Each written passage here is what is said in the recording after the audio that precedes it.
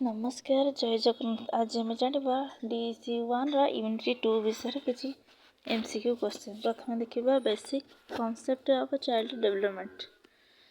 Number 1 question देखा शिशु विकास अध्ययन मुख्यतः केउं विषय सहित संबंधित। यार उत्तर ख समय सहित शिशुर व्यवहार रे हेउथिया परिवर्तन व ताहा किपरि काहेकि घटे। नंबर 2 वृद्धि बा ग्रोथ शब्दटी मुख्यतः कौन सूचाए। यार उत्तर ग शरीर आकार रे शारीरिक वृद्धि बा परिमाणात्मक परिवर्तन। नंबर 3 क्वेश्चन देखिबा विकास बा डेवलपमेंट कहले कौन बुझाए। यार उत्तर ग उभय परिमाणात्मक और गुणात्मक परिवर्तन। नंबर 4 विकासर तीनोटी मुख्य वैशिष्ट्य कौन कौन। यार उत्तर ख प्रगतिशील क्रमबद्ध एवं दीर्घस्थायी बा progressive orderly long lasting. Number 5 question देखिबा एबे शैशव अवस्था बा इन्फेंसी समय सीमा केते।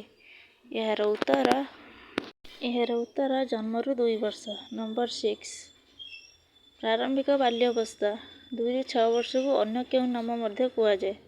यार उत्तर ग प्राक विद्यालय बयस बा प्री स्कूल एज। नंबर 7 मध्य बाल्यावस्थार बयस सीमा केते। यार उत्तर ख 6 ରୁ 12 वर्ष जोटा कि आमर कुआ जाए मिडिल चाइल्डहुड।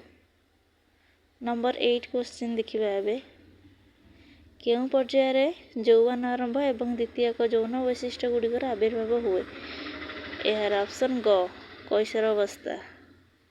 नंबर 9 क्वेश्चन देखिबा एबे शरीर अंग प्रत्यंगर आकार संरचना एवं अनुपात परिवर्तन को कौन कुआ जाए।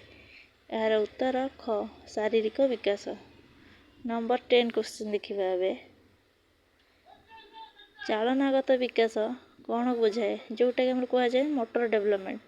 यार उत्तर ग शरीर गतिविधि उपरे नियंत्रण विकास। नंबर 11 जड़े व्यक्तिर चिंता करिवार क्षमतार आविर्भाव को कौन कुआ जाए। यार उत्तर घ ज्ञानगत विकास बा कंजक्टिव डेवलपमेंट। नंबर 12 क्वेश्चन देखिबा एबे शब्द एवं वाक्य शिखी स्वच्छंदर कथबार्ता करिबा केउं विकासर अंश।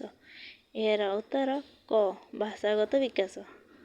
नंबर 13 देखिबा एबे समाजर आशा अनुଯାयी आचरण करिबा केउं विकास सहित जड़ित। यार उत्तर ऑप्शन ग सामाजिक विकास।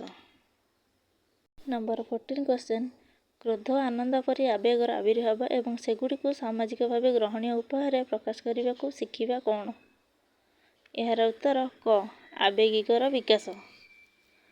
नंबर 15 विकासर विभिन्न क्षेत्र शारीरिक ज्ञानगत सामाजिक किपरि परस्पर सह संबंधित होता है। यार ऑप्शन आंसर हेउची ग गोटे क्षेत्र रे विकास अन्य क्षेत्र को प्रभावित करे। नंबर 16 क्वेश्चन देखिबा एबे विकासर मानदंड काहेकि व्यवहृत हुए। यार उत्तर ख गोटे शिशु ता बयस पई साधारण विवेचित गति रे विकास करुची कि नहीं ता मूल्यांकन करिबा पाई। नंबर 17 क्वेश्चन देखिबा एबे नंबर 17 व्यक्तिगत भिन्नता रो अर्थ कौन। यार आंसर हेउची ख कौनसी दुई पिला एका परि नुहंती सेमानकर दक्षता एवं व्यक्तित्व रे भिन्नता रही थाए जोटा कि हमर इंडिविजुअल डिफरेंस कुआ जाए। नंबर 18 शैशव अवस्था प्रारंभिक बाल्य अवस्था काहेकि गुरुत्वपूर्ण विवेचित हुए। यार आंसर हेउची ऑप्शन क कारण एई समय रे विकास सबुठारु द्रुत हुए। नंबर 19 नंबर क्वेश्चन देखिबा एबे जीवन रे प्रथम किछि वर्षर अनुभूति परवर्ती जीवन पर किछि प्रभाव पकाए। यार ऑप्शन आंसर हेउची ख यह परवर्ती व्यवहार को बहु मात्रा प्रभावित करे। नंबर 20 गोटे शिशु चलवा पूर्व गुरुंडिबा आवश्यक यह विकास केउं वैशिष्ट्य गुड़ी को दर्शाए। यार आंसर हेउची ऑप्शन ख यह क्रमबद्ध। वीडियोटी भल लगे चैनल को लाइक शेयर सब्सक्राइब करन। धन्यवाद।